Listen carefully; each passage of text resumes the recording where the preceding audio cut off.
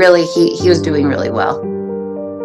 Yeah, that's really great that he and the others that were injured but survived and recovered. But it's sad that we lost that many people to begin with. Yeah, it's hard. It's hard to say. Looking back, hindsight's always 2020. You know, Yeah. so I can't ever say somebody did something right or wrong, or if I were in their position, what I would have done better, or if what I would have done would have been better. I can't say, but I do think now with the more of the school shootings happening, I do wish that there would be more guidance as to how to, I guess not guidance, more control on the school systems, just so that there would be less of these, because these kids, they don't need to be scared or afraid, or if they're, I just wish there was an answer. Yeah. And I really wish that Dylan and Eric would have gotten the help they needed, but nobody knew about it. And that's the sad thing. Yeah, well, and mental health at that time was not talked about. Mm-mm. If you're depressed, you're crazy. If you're on Zoloft, you're crazy at that time. You know, it wasn't even a thing. And I kind of think that even the therapists and the psychiatrists really weren't prepared for the mental health issues that were to follow, because Yeah. they weren't prescribing these really to kids. They weren't prescribing antidepressants to children or therapy to children for things like this. Yeah. And that was even before people knew about autism and ADHD and all that. So there was, Right. you know, and that's really, that's when things started to change, was around that time, because I remember growing up in school as a person on the autism spectrum, and there was some tension until people got educated about it.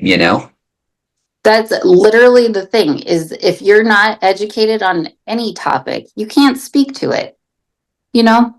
So I think that, I think you and I have had this conversation before, where I don't really talk politics or get into politics because I really am so shallow in them. Yeah. But at the same time, I do wish there was an answer, and I wish that I had the answer, but there's no answer to make everybody happy. And the last thing that I think this world needs is any more hatred, or, just problems in general. So I try to stay out of all that. But really, people don't know until they're educated on it. And mental health and even ADHD was so looked down upon, autism so looked down, all of it, when really it's like when you have a headache, you take some Advil.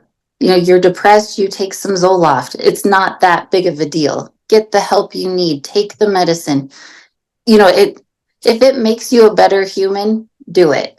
And there's people that are there to help you and support you, and that's really what I think people need to know too, is that they're not alone. Yeah, for sure. When did you figure out that it was Dylan and Eric that were behind the massacre, and when did you hear that they took their own lives in the end? Ooh, that's such a hard question, because I like I said, I don't remember a lot of the beginning of my day.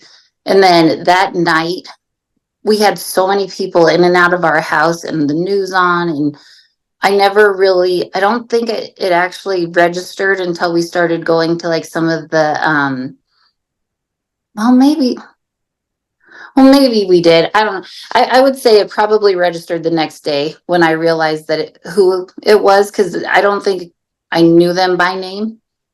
And then when it clicked who they were, probably next day, that it registered that, oh, it was those guys that I was afraid of. Now I see.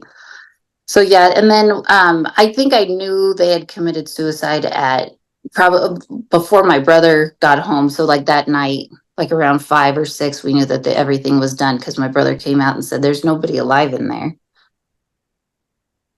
Oh, wow. Yeah. That's, yeah, really, really tragic. And did you see any of the investigation and all the evidence afterwards, where video footage was discovered of Dylan and Eric subtly announcing what they were going to do without directly saying it, and then their journal entries and all that, and then And then the arguments that Dylan was just brought on board by Eric and that Eric was the mastermind, all that stuff. Did you hear about that? I did. And, you know, I think now looking back, I think I could probably just not bring myself to look at it then because I really couldn't make a lot of sense of it. I think growing up a little bit because we lost so much innocence, I don't think I really could understand what I was looking at and that I was actually a part of it. But now I think I could go back and look at it and probably register what's happened in more detail about, you know, why I don't understand it or didn't understand it. But I never really, I just don't think I could do it. I never got into it. No.